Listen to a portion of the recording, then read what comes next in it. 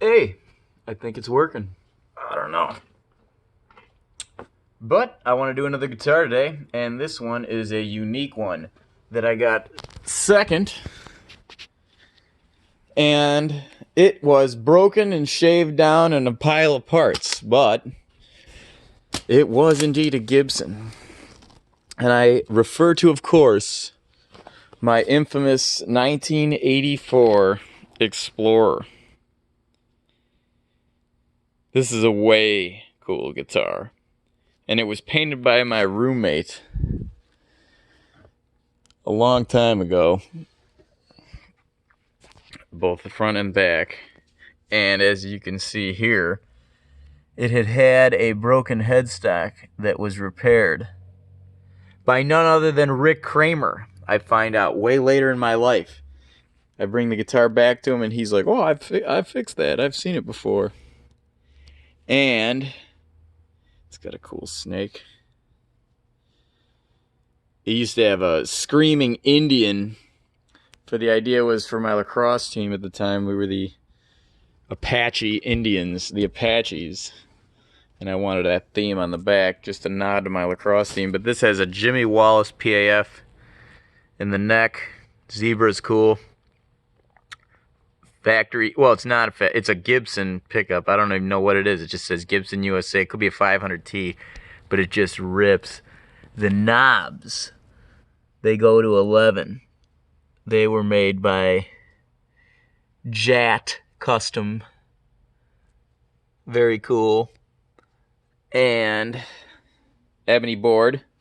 This truss rod cover is from the Chicago NAMM show in 1984. Under here, I have the original NAMM show pamphlet, which is pretty cool.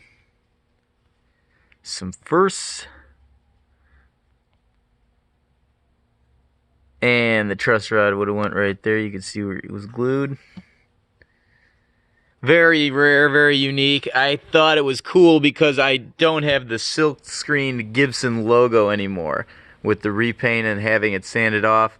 So instead of inlaying a pearl one or re-screening one, I thought that was cooler. And it is cooler. The serial number is still underneath the paint.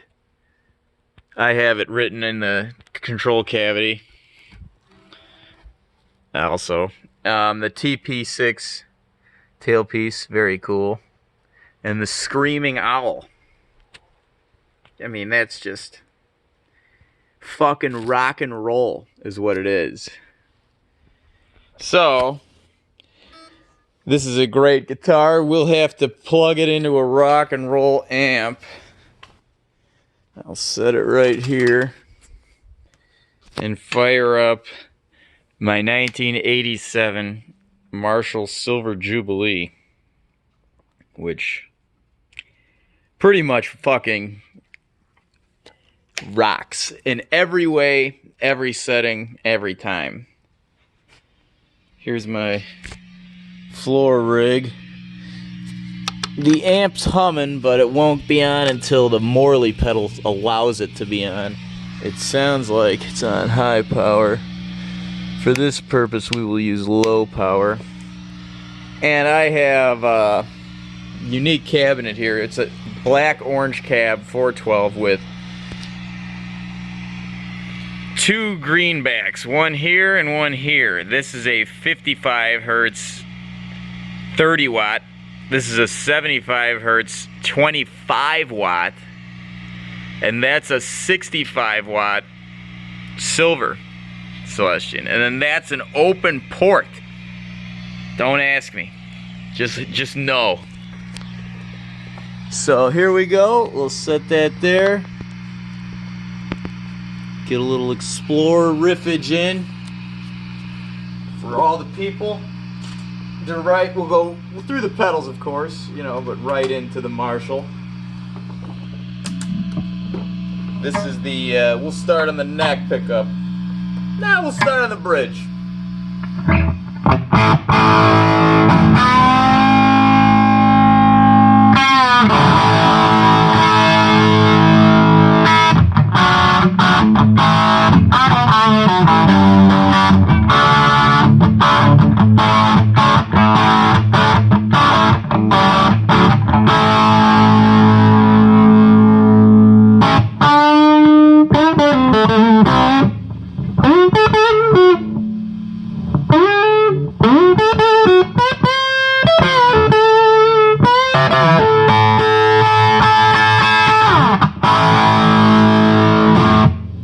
guitar is amazing.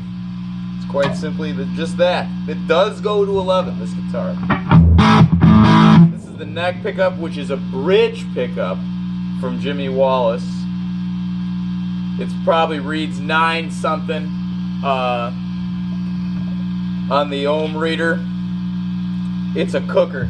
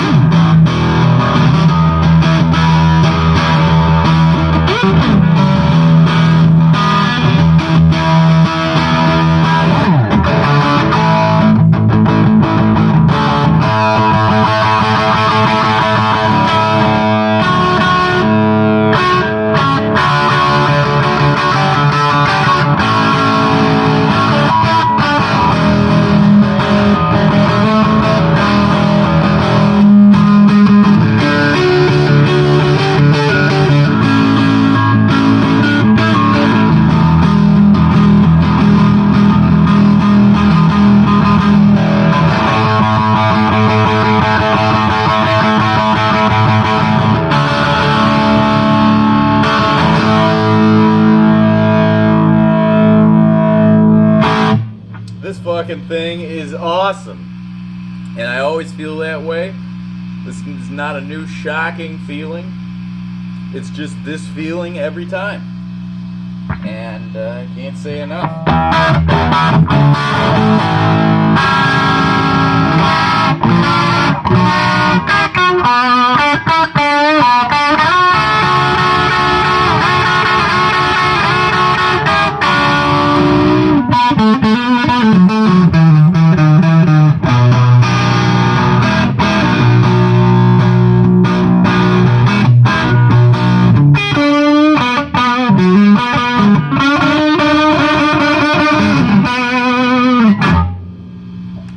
And it's got the fucking 10 or not to go to 11. It's unreal. Every time.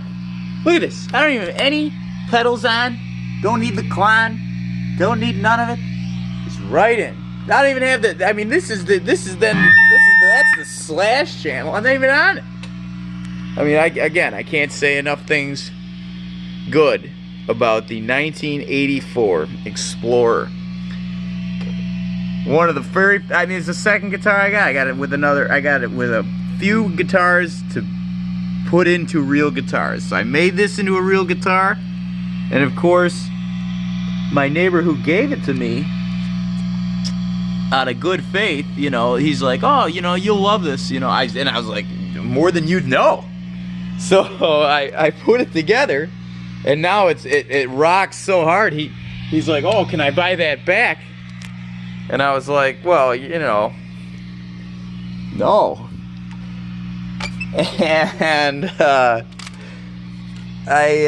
ended up buying him a WRC Gibson, which is like a super strat type thing with EMGs.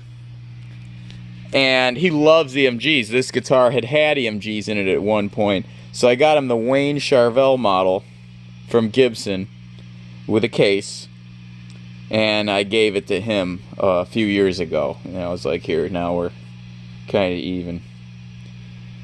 Even though the Explorer is just the coolest thing in the world. But the WRC didn't have a broken headstock, so that's fair.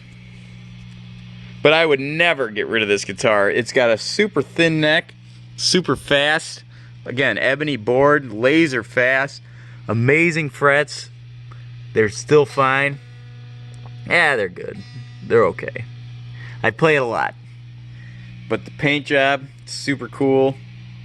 This guitar's got a lot of love. Before it was painted, all my friends drew on it, and we were gonna, you know, I was gonna have it painted how all my friends drew it. And then my one roommate, he's just like, I painted it all. What do you think?